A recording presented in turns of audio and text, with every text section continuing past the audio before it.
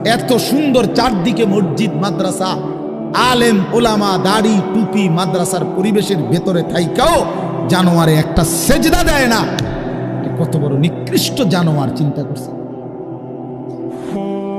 এই বাপ, এমন সন্তান পাইলা কবরে যাই আফসোস ছাড়ার কিচ্ছু নেই। আজকে যদি এই আফ্রিকার জঙ্গলে থাকতো তাহলে হয়তো যে বাবা এত বড় আফ্রিকার জঙ্গলে ছিলাম, যেখানে কোনো দিন কোনো আজান হয় নাই, যেখানে কোনো মসজিদ দেখি নাই, মাদ্রাসা দেখি নাই, আল্লাহ চিনব কোত্থেকে? আমি তো আফ্রিকার জঙ্গলের ভিতরে থাকতাম। বলেন, একটা ছেলে বলেন, এই ছেলেগুলো বেনামাজি যে ছেলেগুলো, এদেরকে জিজ্ঞাসা করেন যে বাবা তুই কি আল্লাহ চিনলি না, না রাসূল চিনলি না? তুমি বাবা কি মসজিদ চিনলা না, মাদ্রাসা চিনলা না? কোনোদিন কি কোরআন দেখলা না? কারো লাশ, কারো জানাজা, কারো কবর কিছুই দেখো নাই? কিচ্ছুই তোমার কলজার মধ্যে কোনো এক বিন্দু কোনো বিবেক অনুভূতি জাগাইলো না?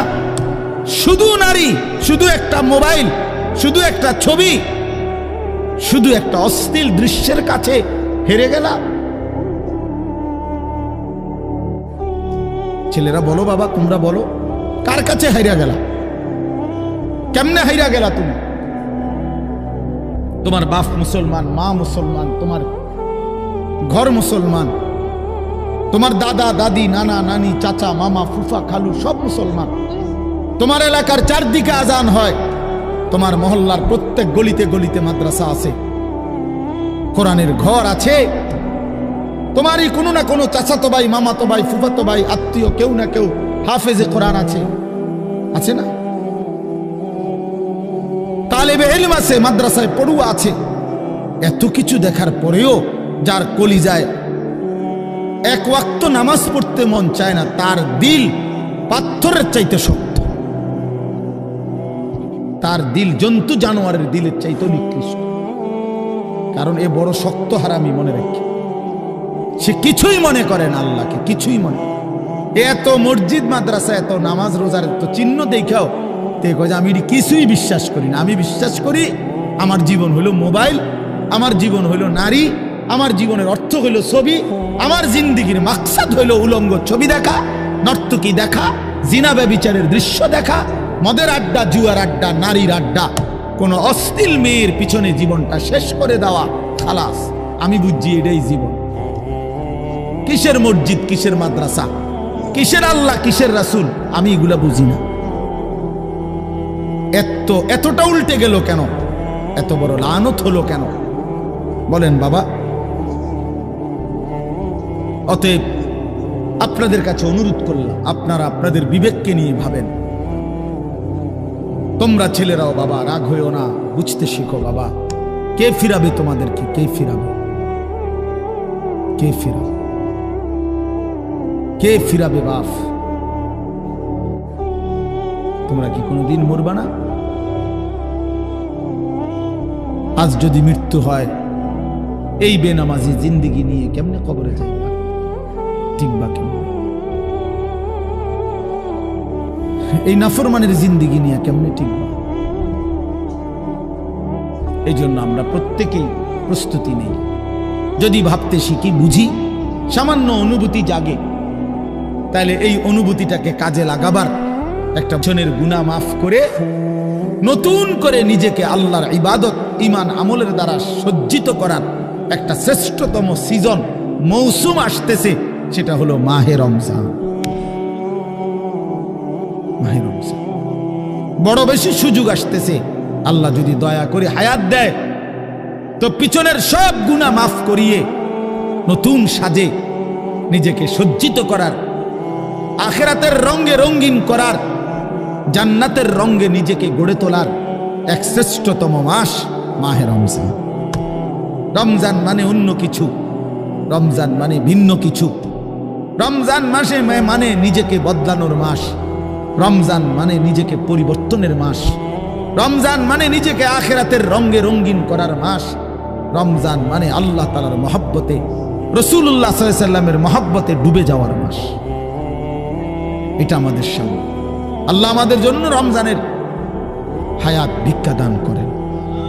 আল্লাহ যেন আমাদের সকলকে রমজান পর্যন্ত পৌঁছিয়ে দেন। এই আয়াত দেখেন, আল্লাহ তাআলা বলছেন, ইয়া আইয়ুহাল্লাযীনা আমানু, হে ঈমানদারগণ, কুতিবা আলাইকুমুস সিয়াম, তোমাদের উপরে রোজা ফরজ করা হলো, কামা কুতিবা আলাল্লাযীনা মিন ক্বাবলিকুম, যেমনটা ফরজ করা হয়েছিল তোমাদের পূর্ববর্তীগণের উপর, মানে পূর্বের ঈমানদার উম্মতদের উপর। কেন ফরজ করা হলো রোজা? উদ্দেশ্য কি? আমি আল্লাহর, লাআল্লাকুম তাত্তাকুন, যেন তোমরা মুত্তাকি হতে পারো, মুত্তাকি হইতে পারো, আল্লাহ ভীরু হইতে পারো। আর মুত্তাকি হলে কি লাভ হবে? উইদ্দাত লিল মুত্তাকিন, আল্লাহ বলে জান্নাত বানানোই হয়েছে মুত্তাকিদের জন্য। মুত্তাকি হবে তো জান্নাতি হবে, জান্নাতি হবে। এই আয়াতটার অল্প একটু কথা, আমি এই আয়াতটাই পড়ছি সূরা বাকারার 183 নম্বর আয়াত, দ্বিতীয় পারা, দ্বিতীয় সূরা। এটার উপর আর একটু কথা বললে আমার কথা শেষ। আমরা আমাদের যদি পরিবর্তন চাই, পরিবর্তনের সুযোগ মাহে রমজান। আমরা যদি আখিরাত সাজাইতে চাই, আমাদের জন্য শ্রেষ্ঠ সুযোগ মাহে রমজান। আমরা যদি ঘুরে দাঁড়াইতে চাই, আমাদের জন্য শ্রেষ্ঠ সুযোগ মাহে রমজান।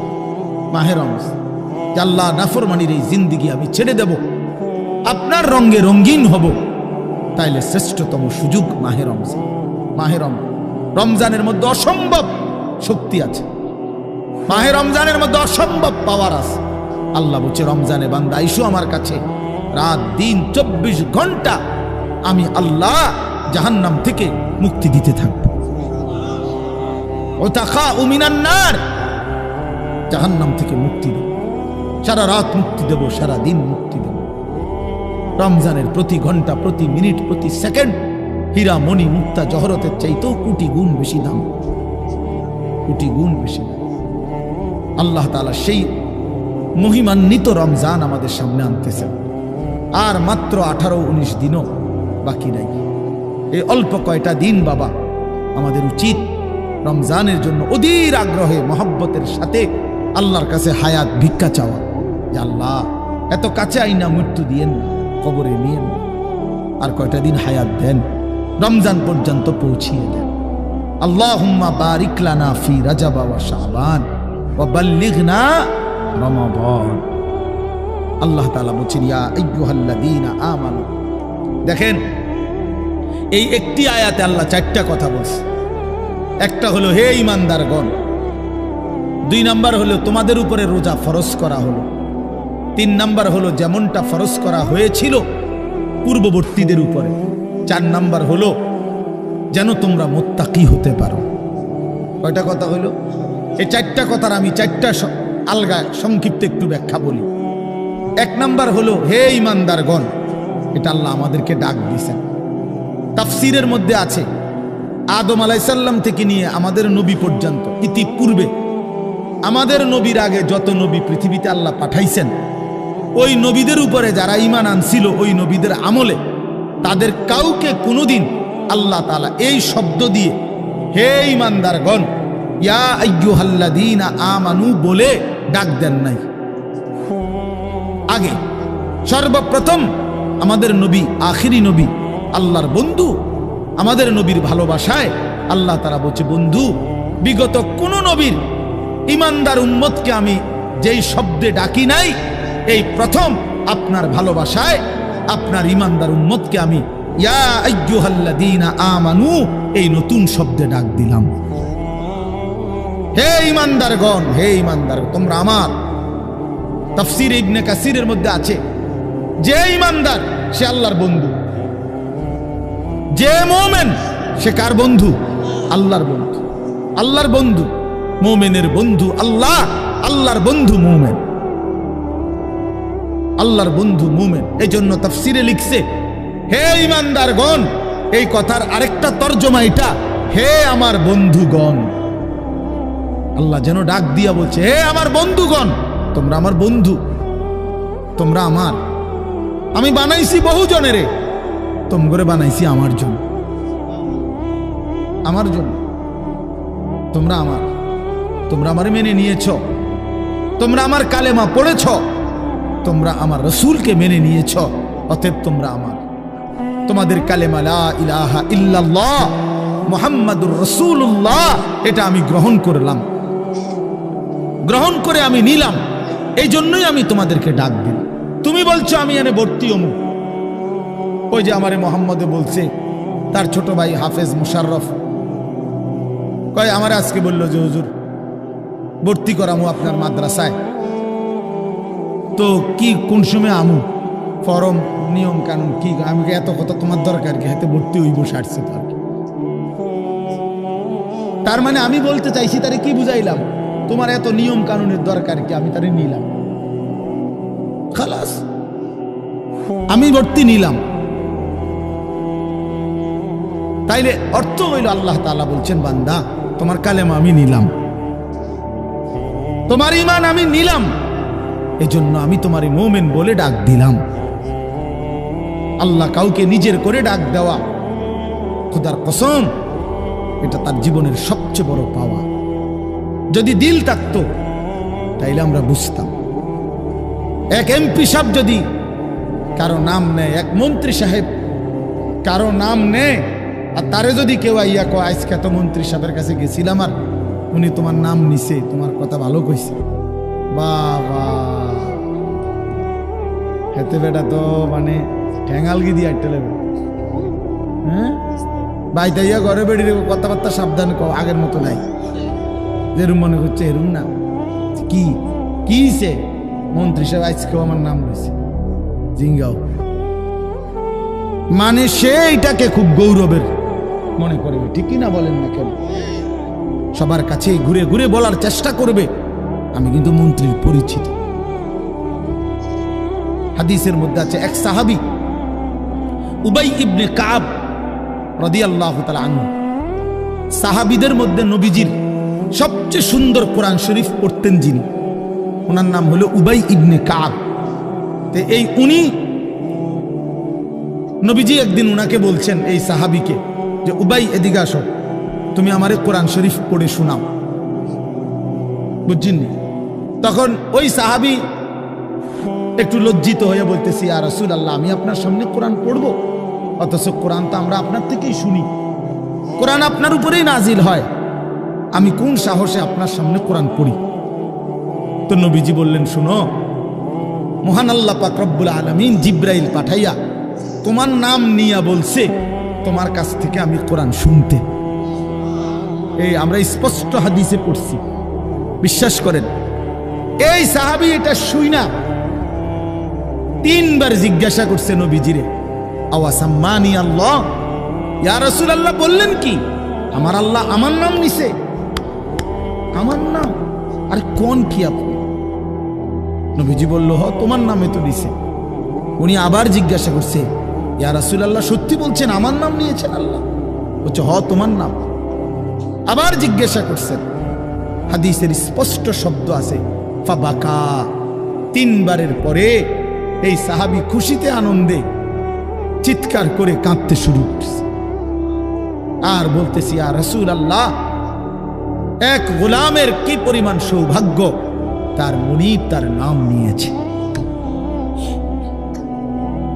তা আমরা আমাদের কালেমার কি পরিমাণ সৌভাগ্য, আমরা একবার বলেছি কালেমা, আল্লাহ আমাদেরকে ডাক দিছে ইয়া আইয়ুহাল্লাযীনা আমানু, হে আমার কালেমা ওয়ালারা তোমরা আমার, তোমরা আমার, আমি তোমাদের ঈমান নিলাম, আমি তোমাদেরকে ডাক দিলাম। এক মুমিনের কি পরিমাণ খুশি হওয়া উচিত আপনি শুনেন। 29 নম্বর পারায় একটা সূরা আছে, সূরা মুরসালাত। এই যে এর আগে একটা সূরা আছে সূরা দাহার, কোরআনুল কারীমের 76 নম্বর সূরা, 2 পৃষ্ঠাওয়ালা ছোট সূরা।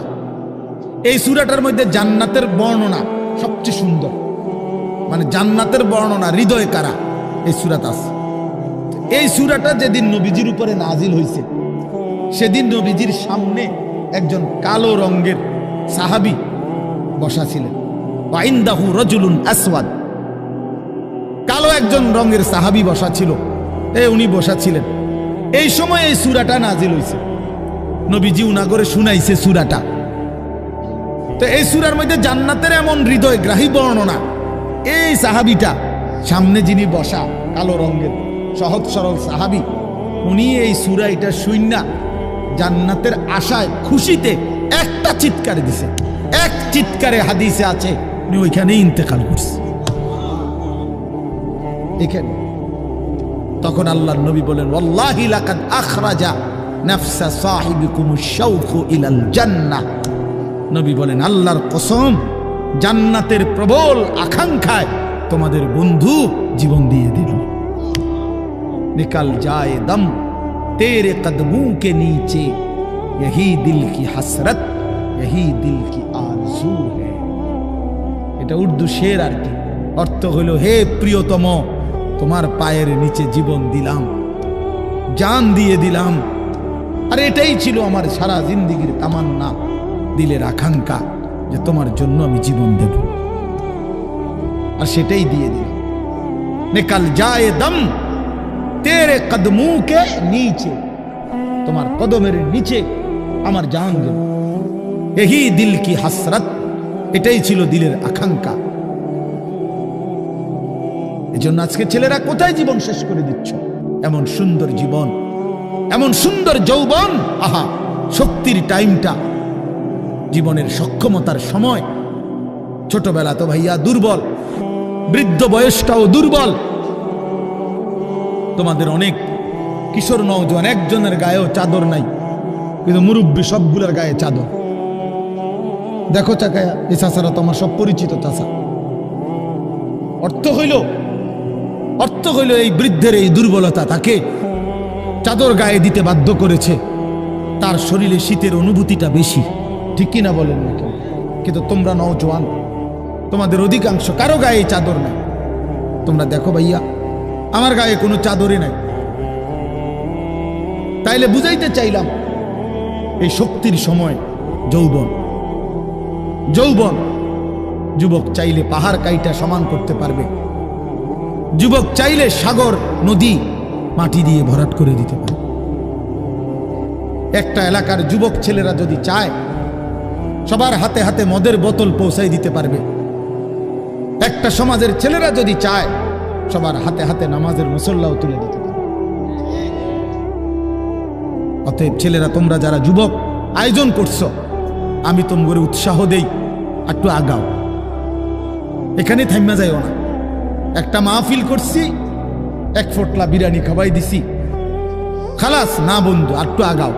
তোমরা আবার বসো, যে কয়জনে মাহফিলের আয়োজন করছো, তোমরা আবার বসো, যে আমরা কেমনে আটটু ভালো হইতে পারি, আটটু চরিত্রবান হইতে পারি, আমরা কেমনে নিজেরা নামাজ ধরতে পারি।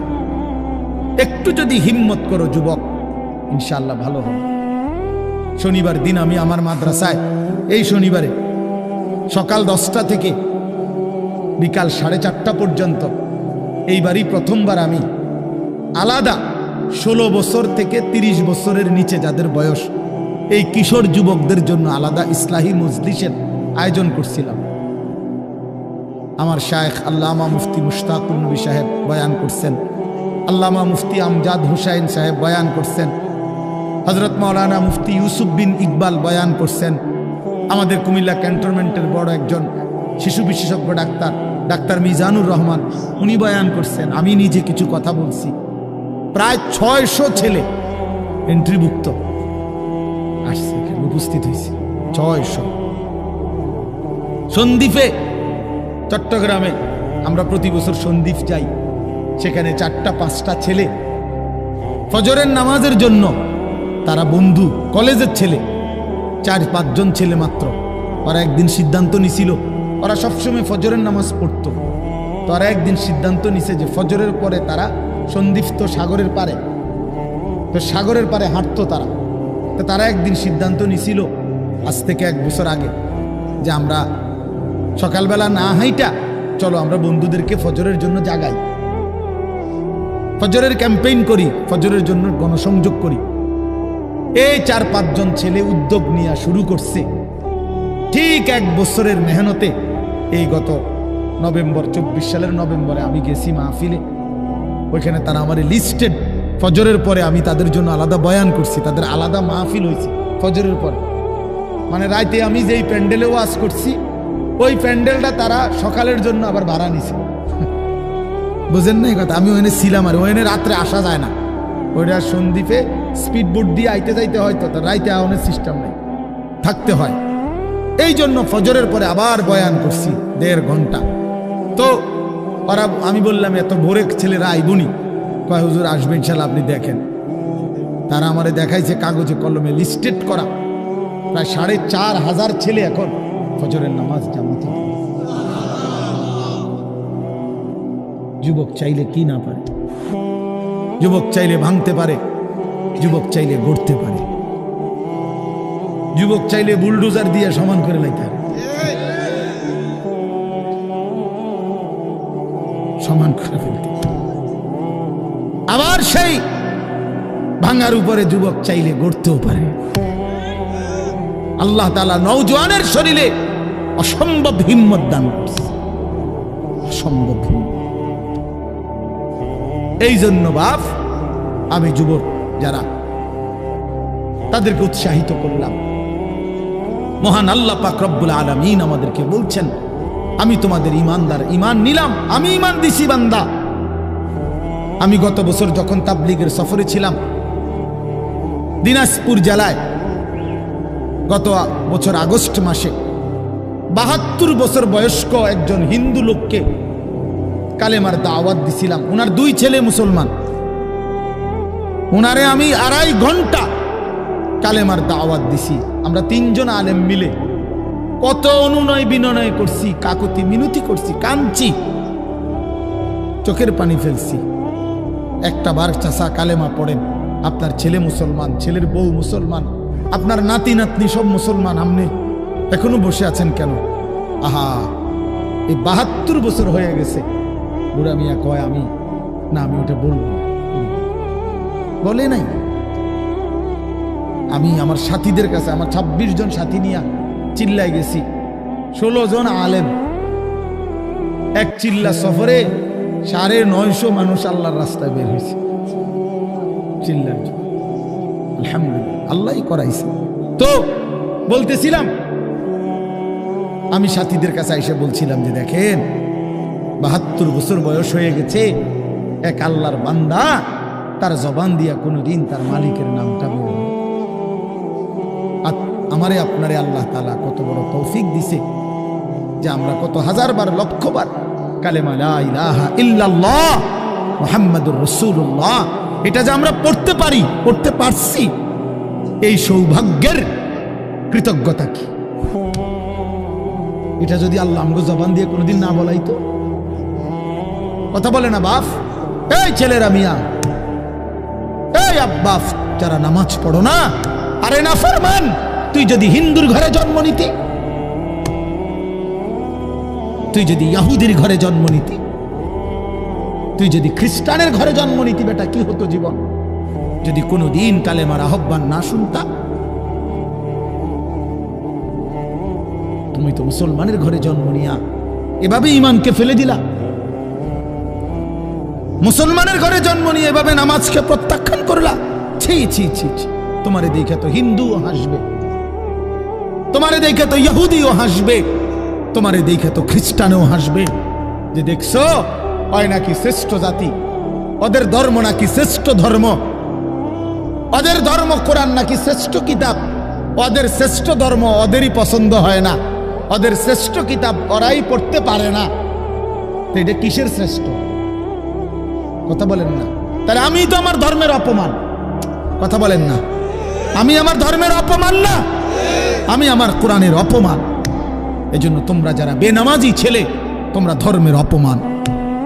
তোমাদের যাদের চুল বেঈমানের মতো, তোমরা মুসলমান ধর্মের অপমান। তোমরা, তোমাদের কারণে আমার ধর্ম লজ্জিত, তোমাদের কারণে ধর্ম বেইজ্জতি হয়েছে।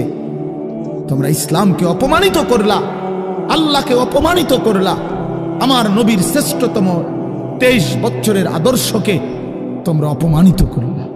এই অপমানের বিচার আল্লাহ করবে, মনে রাখো, ছেড়ে দিবে না বাপ। আল্লাহ কোরআনে বলছে, বান্দা আমি 1 সেকেন্ড ছাড়বো না, আমি হিসাব নিব। তুমি আমারে কি মনে করছো বান্দা? ভাত দুগা খাওয়াইছি দেখে তুমি মনে করছো আমি মাতি না? হ্যাঁ, কিটা মনে করছো? এ পেশাব পায়খানার ভাত তুমি মনে করছো? আমি কিছুই বলবো না, কিছুই বলবো না। তুমি জানো না ফেরাউনকে শোয়াইছে কে? তুমি জানো না কারুনকে শোয়ায় দিছে কে? তুমি জানো না নমরুদ সাদ্দাতকে নিশ্চিহ্ন করে দিয়েছে কে? তুমি শোনো নাই? তুমি আন্দাজ করো নাই আমি আল্লাহ কেমন? এই পৃথিবীর কত অবাধ্য জাতিকে আমি আল্লাহ ধ্বংস করে দিয়েছি, শোনো নাই? ওই গোটা পৃথিবীর সমস্ত আধুনিক প্রযুক্তি থাকার পরেও তো বাবা আমেরিকার ওই বেঈমানরা ক্যালিফোর্নিয়ার লস অ্যাঞ্জেলস তাদের একটি স্টেট আগুনে দাবানলে পুরে ছাই হয়ে গেছে। লক্ষ লক্ষ কোটি কোটি মিলিয়ন বিলিয়ন ডলারের এক এক বিল্ডিং।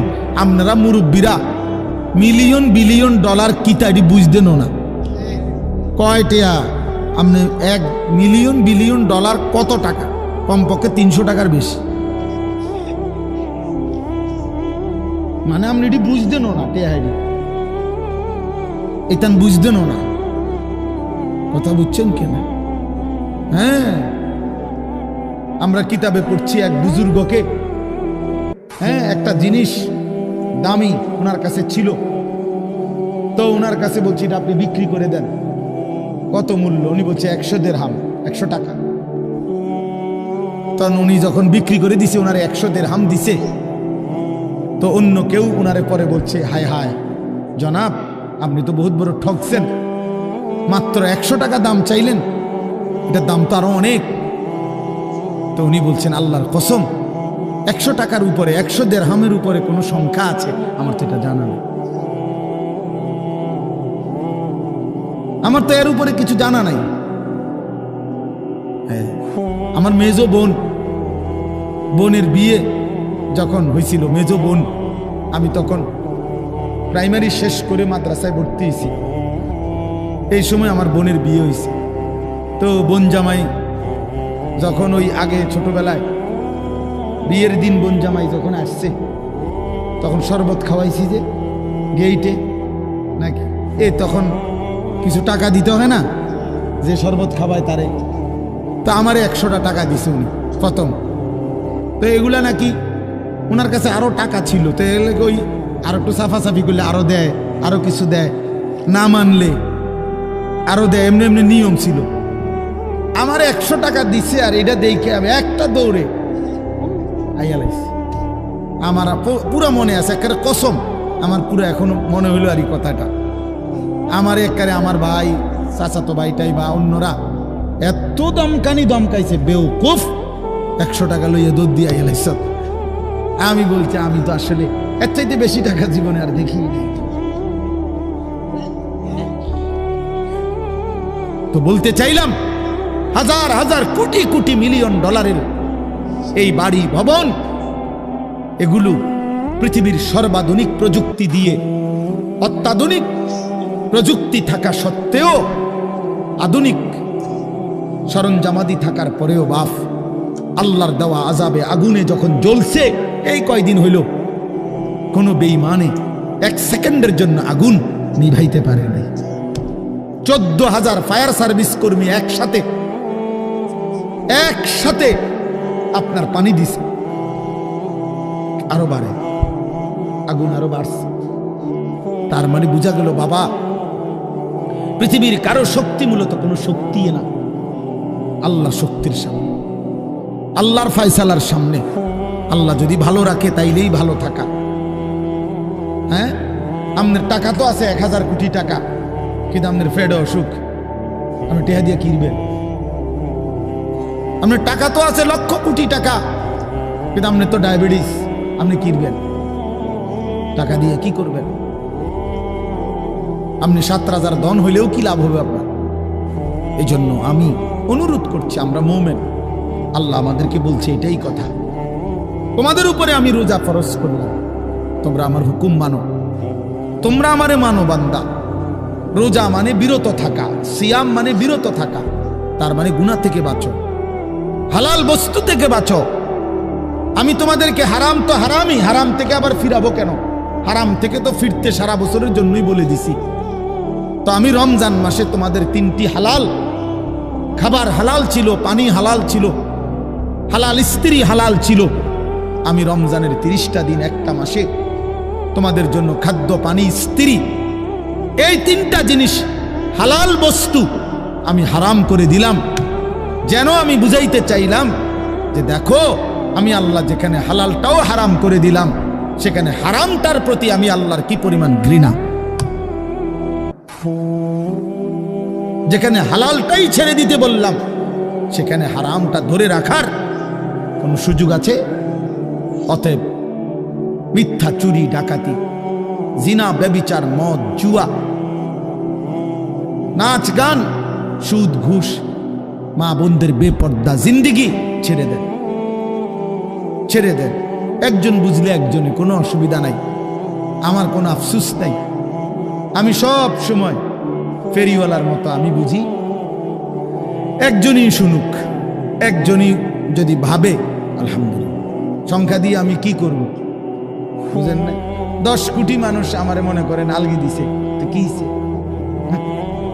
এটা আমার কবর রাজাব মা। বাংলাদেশের একেবারে মনে করেন 50 লাখ লোক আমার চিনে, তো কি এতে আমার কবর রাজাব মা। তো আর কি, পরিচিতি, অপরিচিতি, জনপ্রিয়তা, এগুলো কোনো বিষয় না, এগুলো কোনো মুখ্য বিষয় নয়। বিষয় হলো আল্লাহর কাছে গ্রহণ হওয়া, আখিরাতের মুক্তি পাওয়া, জাহান্নাম থেকে মুক্তি পাওয়া। অতএব আজকে এতটুকুই মূল কথা। আমরা প্রত্যেকেই এটা ভাবি, আমরা মুমিন।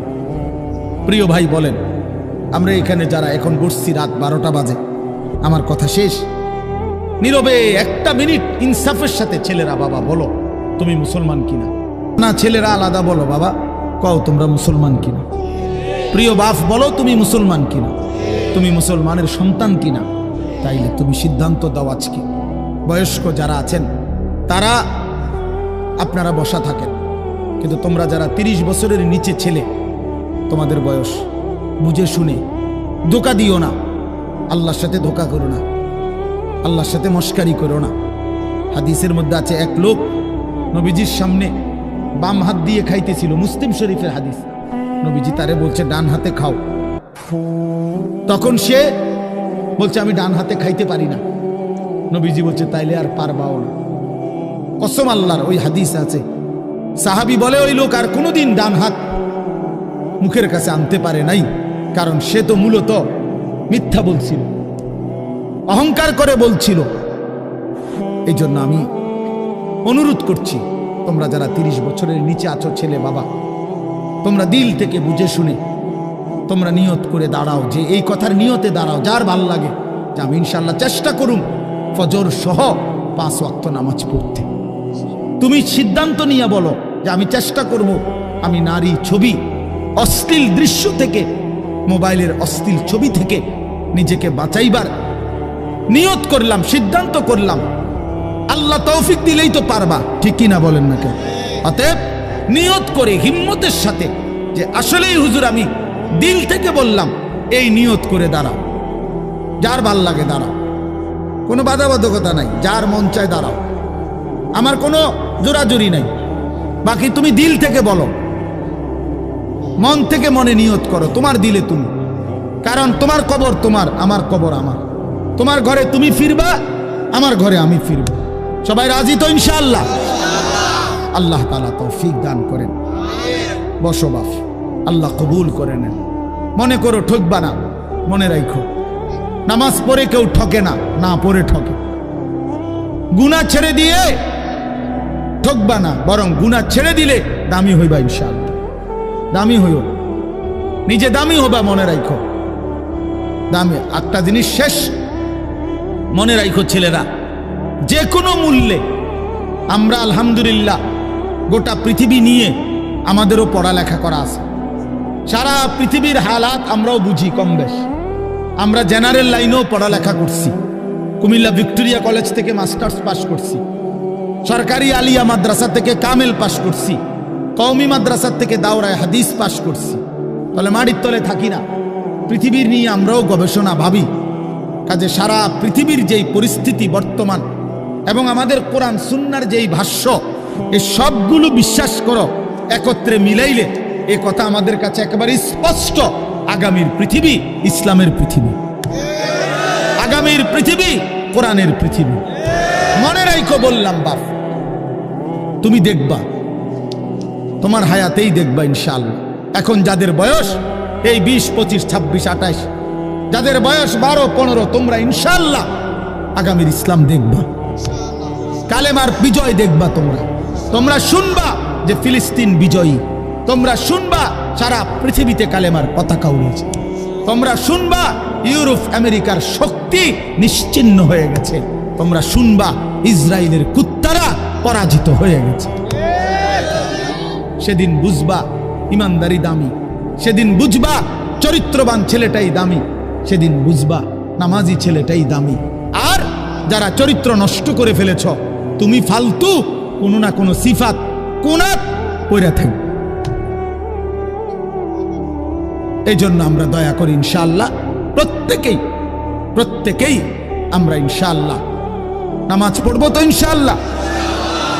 ভালো হও, চরিত্রবান হও, নিজের জীবন গঠন করো, আল্লাহ তৌফিক দান করে। আলহামদুলিল্লাহি রাব্বিল আলামিন। আল্লাহুম্মা আনতাস সালাম ওয়া মিনকাস সালাম, তাবারাকতা ইয়া দাল জালালি ওয়াল ইকরাম। ইয়া রাব্বি লাকাল হামদু কামা ইয়ানবাগি লিজালালি ওয়াজহিক ওয়া আযীমি সুলতানিক। ওয়া সাল্লি আলা মুহাম্মাদিন কামা হুয়া আহলুক ওয়া ফাআল বিনা খায়রান কামা আনতা শানুক। ইয়া আরহামার রাহিমিন, ইয়া আরহামার রাহিমিন, ইয়া আরহামার রাহিমিন। রব্বানা যালামনা আনফুসানা ওয়া ইল্লাম তাগফির লানা ওয়া তারহামনা লানাকুনান্না মিনাল খাসিরিন। রব্বানা আতিনা ফিদ দুনিয়া হাসানা ওয়া ফিল আখিরাতি হাসানা ওয়া কিনা আযাবান নার। রব্বানা লা তুযিগ কুলুবানা বা'দা ইদ হাদাইতানা ওয়া হাব লানা মিন লাদুনকা রাহমা ইন্নাকা আনতাল ওয়াহ্হাব। রব্বানা ওয়া আতিনা মা ওয়া'আদতানা আলা রুসুলিক ওয়া লা তুখজিনা ইয়াওমাল কিয়ামা ইন্নাকা লা তুখলিফুল মি'আদ। রব্বানা আসরিফ আন্না আযাব জাহান্নাম ইন্না আযাবাহা কানা গরামা ইন্নাহা সাআত মুস্তাকাররান ওয়া মুকামা। রব্বিরহামহুমা কামা রব্বায়ানি সগীরা। রব্বিরহামহুমা কামা রব্বায়ানি সগীরা। রব্বানা হাব লানা মিন আজওয়াজিনা ওয়া যুররিয়াতিনা কুররাতা আ'য়ুন ওয়াজআলনা লিল মুত্তাকিনা ইমামা। মৌলায়ে করিম, রব্বে করিম, মেহেরবান মৌলা, রাত গভীরে আমরা গুনাহগার গোলাম আপনার শাহী দরবারে হাত উঠাইলাম। অনেক বেশি গুনাহ মাওলা, পেছনের জিন্দিগি নাফরমানিতে ভরা মাওলা, অন্ধকারেই জীবন নাফরমানিতে ভরে গেছে মাওলা। আল্লাহ চোখ বন্ধ করলেই ভয় হয়, ঘুম যেতেই ভয় হয়। যদি ঘুম আর না ভাঙ্গে, চোখ যদি আর না মেলে, এত গুনাহ নিয়ে কবরে যাব কেমনে মাওলা? হাসরের ময়দানে দাঁড়াবো কেমনে মাওলা? নবীজির সুপারিশ চাইব কেমনে মাওলা? হাউজে কাউসারের পানি তো মিলবে না মাওলা। আপনি মাফ করে দেন, মাফ করে দেন, আজই মাফ করে দেন, এখনই মাফ করে দেন, হায়াতে থাকতেই মাফ করে দেন, কবরে যাবার আগেই মাফ করে দেন। আপনি রহমান, আপনি রহিম, আপনি গফফার, আপনি গফুর, আপনি মাফ করে দেন। আযাব দিলে আপনার কোনো লাভ নাই, মাফ করে দিলে আপনার কোনো ক্ষতি নাই। মাফ করলে আপনার কমবে না, মাফ না পেলে আমাদের উপায় থাকবে না। আল্লাহ মাফ করে দেন, দেন মাওলা আমার এই মাফ করে দেন, আমার এই মাফ করে দেন, আমার বন্ধুদেরকে মাফ করে দেন, আমার বাবাদেরকে মাফ করে দেন, আমার নওজোয়ান ছেলেদেরকে মাফ করে দেন। আল্লাহ নওজোয়ান ছেলেরা বোঝে নাই মাওলা, গুনাহ তো করেই ফেলেছে মাওলা, আজ আপনি মাফ করে দেন। আপনার ভালোবাসায় দাঁড়িয়েছিল, আপনার ভালোবাসায় দাঁড়িয়েছিল মাওলা, আপনি এই দাঁড়ানো কবুল করে নেন। ছেলেগুলোকে নামাজি বানিয়ে দেন, চরিত্রবান বানিয়ে দেন, মোবাইলের আসক্তি থেকে বাঁচান, নারীর আসক্তি থেকে বাঁচান, জিনা ব্যভিচারের আড্ডা থেকে বাঁচান, মদ জুয়ার আড্ডা থেকে বাঁচান। আমার সন্তানদেরকে ফিরাইয়া দেন, আমার ভাইদেরকে ফিরিয়ে দেন, আমার সন্তানদেরকে ফিরিয়ে দেন, বাবা চাচা বয়স্কদেরকে আরো বেশি নেক আমলের তৌফিক দেন, মা বোনদেরকে পর্দা পুশিদা দান করেন, সমস্ত কবরবাসীদেরকে মাফ করে দেন, কিয়ামত পর্যন্ত কবরের আযাব মাফ করে দেন। অসুস্থ বিমারি যারা শিফা করে দেন, প্রত্যেকের কামাই রুজিতে হালাল বরকত দান করেন। বিদেশের জমিনে প্রবাসে যারা সহি সালামতে নিরাপদে রাখেন মাওলা, যে যেই মাকসাদে দোয়া চেয়েছে সকলের নেক মাকসাদ পূরণ করে দেন। আল্লাহ ছেলেদের আয়োজন, মসজিদ কমিটির আয়োজন, মহল্লাবাসীর আয়োজন, এই মাহফিলখানা কবুল করে নেন। মাহফিলের প্রতিটা দান সাদাকা, বুদ্ধি সহযোগিতা পরামর্শ সব কিছুর উত্তম বিনিময় দান করেন। আল্লাহ সকলকে কবুল আর মনসুর করে নেন। ওলামায়ে কেরামকে হায়াত দারাজ করেন, সকলের উপরে রহম করম করেন, প্রত্যেকের নেক মাকসাদ আপনি পূরণ করে দেন। আল্লাহ অভাব দূর করে দেন। রমজান পর্যন্ত হায়াত ভিক্ষা দান করেন। আল্লাহ রমজান পর্যন্ত পৌঁছিয়ে দেন, পৌঁছিয়ে দেন, পৌঁছিয়ে। আর অল্প কয়েকটা দিন মাওলা, বঞ্চিত কইরেন না, মাহরুম কইরেন না, এতটা কাছে এনে কবরে নিয়েন না মাওলা। আল্লাহুম্মা বারিক লানা ফি রাজাব ওয়া শাবান ওয়া বাল্লিগনা রমাদান ওয়া বাল্লিগনা রমাদান ওয়া বাল্লিগনা রমাদান। আল্লাহ রমজান পর্যন্ত পৌঁছাইয়াই দেন, হায়াত ভিক্ষাই দেন। আল্লাহ রমজানের চাঁদ দেখাইয়েন মাওলা, রহমত মাগফিরাত নাজাত নসিব করিয়েন। আল্লাহ সারা দেশ কবুল করে নেন, সারা পৃথিবীর মজলুম মুসলমানকে বিজয় দান করেন। আল্লাহ ফিলিস্তিনের বিজয় দান করেন, ইসরায়েলের ইহুদি বেঈমানদেরকে ধ্বংস করে দেন। রব্বির হামহুমা কামা রব্বায়ানি সগীরা। সুবহান রাব্বিকা রব্বিল ইজ্জাতি আম্মা ইয়াসিফুন ওয়া সালামুন আলাল মুরসালিন। আলহামদুলিল্লাহি রাব্বিল